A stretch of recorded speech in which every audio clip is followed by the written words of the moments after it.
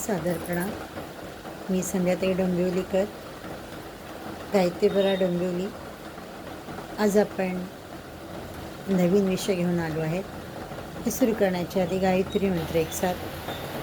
ओम भूर्भुवः स्वः तत्सवितुर्वरेण्यं भर्गो देवस्य धीमहि धियो यो नः प्रचोदयात्. शांतिकुंज हरिद्वार डोंबिवली शाखेची मी आहे. संध्याताई डोंबिवलीकर माझं नाव आहे. आपसे कुछ बातें शेयर करनी है. कुछ मराठी में बोले थे तो अब हम हिंदी में शुरू करते हैं. शांतिकुंज हरिद्वार की तरफ से वेदमूर्ति तपोनिष्ठ युग ऋषि पंडित श्री राम शर्मा आचार्य जी, माता भगवती देवी शर्मा, इन्होंने गायत्री मंत्र संस्कार वेद लोगों तक पहुँचाए हैं. उसी डोंबिवली से मैं आपसे कुछ अध्यात्म के बारे में बात करने आई हूँ. गुरुदेव जी ने 3200 प्रकार के पुस्तक लिखी है, साहित्य लिखे, अध्यात्म के लिखे हैं. जीवन जीने के सूत्र क्या होते हैं, ध्यान धारणा क्या होती है, जप कैसे किया जाता है, योगपरित संस्कार क्या होते हैं, गायत्री महाविज्ञान, जप और साधना, ध्यान, उपनिषद, निषद, पुराण, इसमें से एक साहित्य मैं आपके सामने लाई हूँ. उसका नाम है आध्यात्मिक चिकित्सा, एक समग्र उपचार पद्धति. सद्गुरु की कृपा से तरते हैं भवरोग. यामी गुरु शरणम भव वैद्यम. जीवन के सभी सांसारिक रोगों को आध्यात्मिक चिकित्सक वही सद्गुरु मेरे आश्रय है. जीवन की प्रकृति समय और परिस्थितियों के विपरीत होने से कई बार प्रदूषित होती है. उसमें विकृति एवं विकार पनपते हैं. शारीरिक, मानसिक, आध्यात्मिक रोग उसे घेर लेते हैं.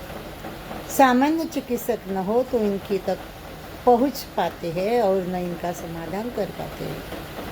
वजह एक ही है कि इनका समाधान सामान्य औषधियों नहीं बल्कि उपयुक्त जीवन साधना है, जिसे केवल समर्थ आध्यात्मिक चिकित्सक ही बता सकते हैं. सवाल पूछा जा सकता है, सद्गुरु कौन है? तो इस महाप्रश्न का सरल उत्तर यह है कि सद्गुरु वे है जो मनुष्य जीवन के दृश्य अदृश्य सभी आयामों को मर्मज्ञ होते हैं.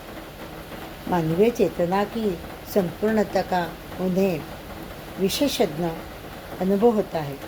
वे हमारे वर्तमान जीवन को जानने की जितनी गहन क्षमता रखते हैं, अतीत के बारे में भी वे उतनी ही जानकारी रखते हैं.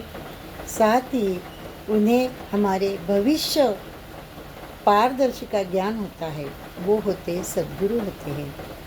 शरीर की कार्यक्षमता, मन की विचार शैली चित्त में समाये जन्म जन्मांतर के कर्म संस्कार अहंकार की उलझी गांठें, सद्गुरु इन सभी के बारे में बखूबी जानते हैं.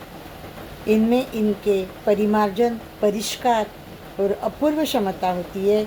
यही कारण है कि सद्गुरु का मिलन हमारे महासौभाग्य का सूचक है.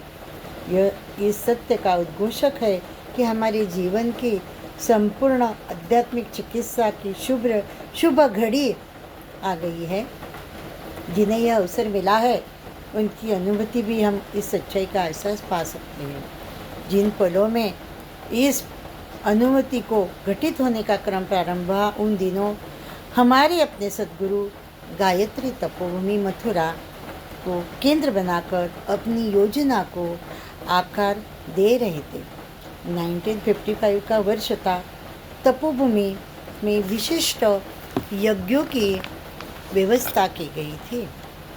तपोभूमि मथुरा, यहाँ पे सद्गुरु थे परम पूज्य गुरुदेव, इन्होंने विशेष व्यवस्था की गई थी. श्रृंखला चल रही थी. इसमें एक चारों वेदों का पारायण यज्ञ ध्यान दीजिए, पहला था चारों वेदों का पारायण यज्ञ, महामृत्युंजय यज्ञ। पहला था चारों वेद, ऋग्वेद, यजुर्वेद, सामवेद, अथर्ववेद, इनका पारायण, उनको बार बार उनका पढ़ना, अपने मन में उसको ग्रहण करना, वो यज्ञ था। दूसरा था महामृत्युंजय यज्ञ। महामृत्युंजय मंत्र कब जपे जाते हैं, उससे आयुष्य आरोग्य प्राप्त होता है। ऐसे महामृत्युंजय यज्ञ, रुद्र यज्ञ, विष्णु यज्ञ, शतचंडी यज्ञ, नवग्रह यज्ञ, गणपति यज्ञ, सरस्वती यज्ञ, ज्योतिष्ठ होम, अग्निष्ठ होम आदि अनेक यज्ञों की प्रक्रिया शामिल थी। कर्मकांड के महान विद्वानों का विशिष्ट सम्मेलन था यह। मंत्र विद्या के अनेक महारथी पधारे थे, जिनको बड़े बड़े मंत्रों का ज्ञान था। ऐसे बड़े बड़े महारथी वापे पधारे थे। कर्मकांड के स्थूल प्रयोग सूक्ष्म को किस तरह प्रभावित करते हैं, किस विधि जीवन चेतना को रूपांतरित होती है, मनुष्य की अंतर्निहित शक्तियों के जागरण के प्रयोग सफल कैसे होते हैं, आदि अनेक गंभीर प्रश्नों पर चर्चा चल रही थी। परम पूज्य गुरुदेव इस चर्चा को मौन भाव से सुन रहे थे। सुनते सुनते जहाँ कहीं आवश्यक होता वहाँ वह अपनी अनुभूति का स्वर जोड़ देते थे। उनकी मौलिकता से इस विशद चर्चा में नव प्राणों का संचार होता था। चर्चा के इस क्रम में बड़ा विचित्र व्याघात हुआ। सभी की दृष्टि उन रोते कल्पते प्रौढ़ दंपति की ओर गई, जो रो रहे थे, जो अपने किशोर पुत्र को लेकर थे।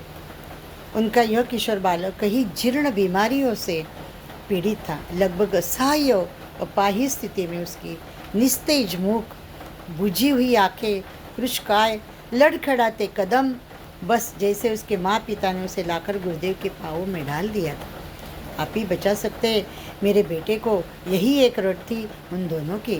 गुरुदेव ने बड़ी आत्मीयता से उनकी बातें सुनी, फिर उन्हें थोड़ा समझाया बुझाया। उनको समझाया गुरुदेव जी ने, और उनके ठहरने की उचित व्यवस्था कर दी।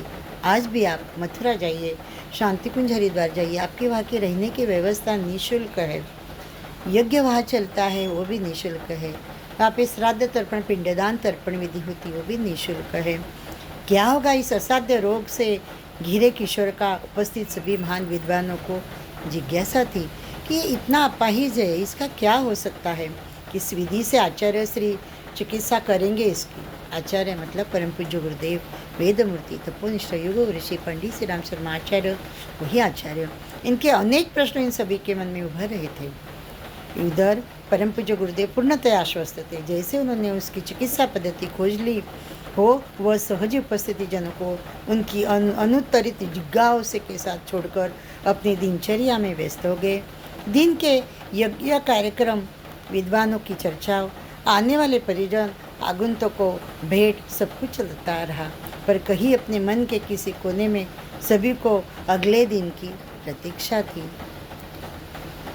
अगले दिन प्रातः अरुणोदय के साथ वेद मंत्रों के स्वर गूंजने लगे।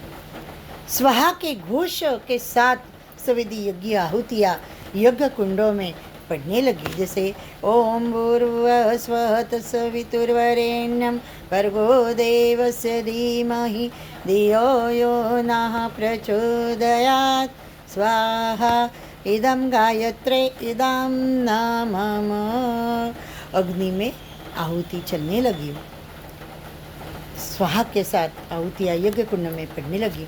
भगवान जातवेद अपने प्रखर तेज के साथ भुवन भास्कर को चुनौती से दे रहे थे। इतने में सभी ने देखा कि कल आया हुआ वह किशोर बालक अपने पाँव से चलकर अपने माता पिता के साथ आ रहा है। एक रात्रि में अपूर्व चमत्कार। सभी अचरज में थे। उनके अचरज की ओर अधिक करते हुए उस किशोर वय के बालक ने कहा, आप मुझे शिष्य के रूप में अपना लीजिए गुरुदेव। गुरुदेव जी ने उसे सिर पर हाथ करते हुए कहा, बेटा तुम मेरे अपने हो, तू हमेशा से मेरी आत्मा के अभिन्न अंश हो, परेशान न हो, सब ठीक हो जाएगा। पर किसी तरह आचार्य जी एक विद्वान से पूछ लिए। उत्तर में गुरुदेव उनसे बोले, मिश्रा जी, बीमारियाँ दो तरह की होती है, और संयम से उपजी, और दूसरी होती प्रारब्ध से प्रेरित होती है। यह बालक रामनारायण प्रारब्ध से प्रेरित बीमारियों के जकड़ में है। जब तक यह अपने प्रारब्ध में घसित रहेगा, इसे कोई औषधि फायदा नहीं करेगी। इसकी एकमात्र चिकित्सा अध्यात्मक है। अहो, औषधियाँ शरीर के तल पर इसमें सहयोगी साबित हो सकती है। इसी तरह इस साहित्य को आप घर में लाइए और इसका नाम है आध्यात्मिक चिकित्सा, एक समग्र उपचार पद्धति। अगर आपको गुरुदेव जी का कोई भी साहित्य चाहिए तो आप मुझे फ़ोन कर सकते हो, आप तक वो पहुंचा दिया जाएगा। मेरा नंबर है 9082364845। प्रणाम, धन्यवाद।